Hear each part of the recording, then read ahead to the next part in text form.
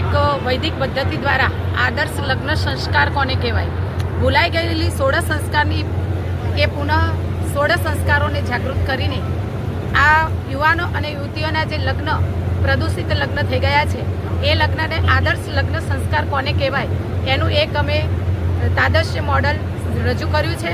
આજના લગ્ન સંસ્કારો એ ફેશન અને વેશન જેવા બની ગયા છે. આજે આ લગ્ન સંસ્કારની અંદર ધનનું કેટલું મહત્ત્વ છે, સમયનું કેટલું મહત્ત્વ છે. યુવાન અને યુવતીઓ વિવેકાનંદ જેવા એક આદર્શ યુવાન બને તો એ કેટલા વિવેકાનંદોને તૈયાર કરી શકે. અને આજની તારીખમાં જે ભારતીય સંસ્કૃતિની પરંપરાથી સંસ્કારોથી ભરેલી એ સંસ્કારો પુનઃ જાગૃત કરવા માટે પંડિત વેદમૂર્તિ તપોનિષ્ઠ શ્રીરામ શર્મા આચાર્યજીએ પુનઃ જાગૃત કરી છે, જેમનો સંકલ્પ છે કે ધરતી પર સ્વર્ગનું અવતરણ અને દરેક માનવ દેવ જેવો બને. અમારા ઓડવ શાખા દ્વારા મારવાડી સમાજની અંદર 108 લગ્ન સંસ્કાર કરાવવામાં આવે છે દર વર્ષે, અને બીજા ઠાકોર સમાજના અમે 108 લગ્ન સંસ્કાર આ ગાયત્રી પરિવાર દ્વારા વૈદિક સંસ્કારની પદ્ધતિથી કરીએ છીએ. તેમજ અમારા ઓડવ શાખાની અંદર દર અખાત્રીએ 25 લગ્ન સંસ્કાર કરાવવામાં આવે છે, અને એથી આગળ વૈષ્ણવદેવી પરિવાર દ્વારા પણ દર વર્ષે 25 લગ્ન સંસ્કાર કરાવવામાં આવે છે. આજે જે યુવાન દીકરા દીકરીઓ પોતાનું યુવાન તત્વ જે ખોઈ રહ્યા છે એને પુનઃ જાગૃત કરવા માટે યુવાન કેવો હોવો જોઈએ, આ દેશને જરૂર છે સરદાર વલ્લભભાઈની, ગાંધીજીની, વિવેકાનંદની, રામકૃષ્ણ પરમહંસની, કે જે યુવાધન પોતાની અંદર પડેલા સંસ્કારોની સંસ્કૃતિને ભૂલાઈ ગયેલા છે એ યુવાનો આજે અમારા ગાયત્રી પરિવારની અંદર તમે જુઓ કે ચોરી ઉપર બેસીને એ યુવાનો કેટલું સેવા અને પરમાર્થનું કાર્ય કરી રહ્યા છે.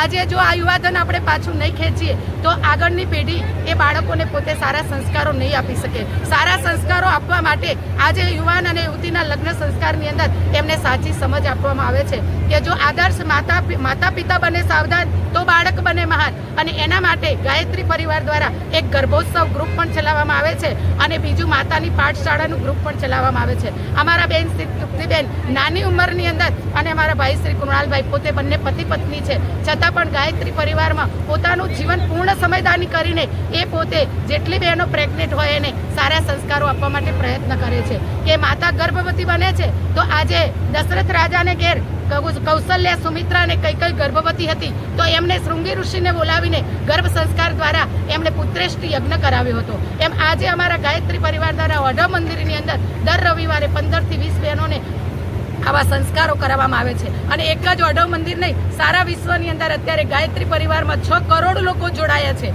અને 150 દેશોની અંદર ગાયત્રી પરિવાર છે.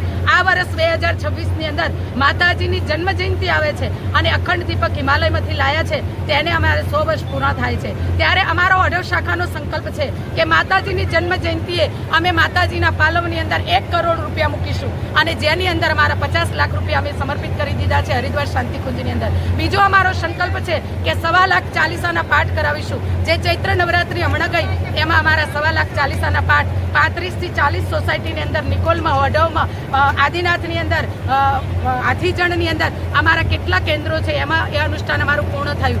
અને અમારો એવો સંકલ્પ છે કે દરેક સોસાયટીની અંદર 11 કુંડી 24 કુંડી યજ્ઞો કરી અને લોક જાગૃતિ અને જનજાગૃતિ લાવી ઘર ઘર ગાયત્રી મંત્ર પહોંચાડીશું. ગાયત્રી મંત્ર એ સદબુદ્ધિનો મંત્ર છે, ન ભૂતો ન ભવિષ્યથી. ગાયત્રી સમાન 4 વેદોમાં અન્ય કોઈ મંત્ર ધરતી ઉપર કે સ્વર્ગમાં થયો નથી અને થવાનો પણ નથી. એટલો મહાન મંત્ર છે. કેમ મહાન મંત્ર છે? તો ગાયત્રી મંત્ર ઋષિ મુનિઓએ કર્યો, ગાયત્રી મંત્ર રામ ભગવાને કર્યો, ગાયત્રી મંત્ર કૃષ્ણ ભગવાને કર્યો, અને ગાયત્રી ગીતામાં પણ લખેલું છે કે ગાયત્રી સંદેશામ માતા.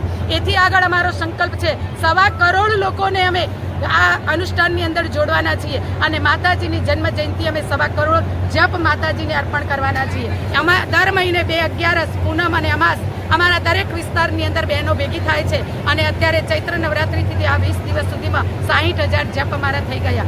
અમારો જે સંકલ્પ છે એ દ્રઢ સંકલ્પ છે. અમારી માતાજીની જન્મ જયંતિ આવે છે, અખંડ દીપકની જન્મ જયંતિ આવે છે, ત્યારે અમે પૂર્ણ વિશ્વાસ છે કે અમે પરિજનો એટલું બધું કાર્ય કરીને માતાજીને સમર્પિત કરવા માટે સંકલ્પ કર્યો છે. એ સંકલ્પમાં ક્યારેય વિકલ્પ નહીં આવે. અને આ માતાજી અમારે નારી જાગરણ અભિયાન કહ્યું છે કે જો નારી બને સાવધાન તો બાળકો બને બહાન. નારી યત્ર નાર્યંત પૂજ્યંતે તત્ર રમ્યંતે દેવતા. યા દેવી સર્વભૂતેષુ બુદ્ધિ રૂપેણ સંસ્થિતા, કલા રૂપેણ સંસ્થિતા, શક્તિ રૂપેણ સંસ્થિતા. આજે ઘર ઘરની અંદર જો બધાની જોડે સાધન છે, વૈભવ છે, સુખ છે, ગાડી છે, બંગલો છે, પણ શાંતિ ક્યાંય નથી. એ શાંતિ જોઈતી હોય તો ગાયત્રી પરિવાર દ્વારા ગાયત્રી મંત્ર સદબુદ્ધિનો મંત્ર છે, અને ગાયત્રીનો સદબુદ્ધિનો મંત્ર જ્યારે ઘર ઘર સુધી પહોંચશે ત્યારે જ માણસમાં સાચી બુદ્ધિ આવશે. એવા ભાવથી અમે લોક જાગૃતિ અને જનજાગૃતિના કાર્યક્રમો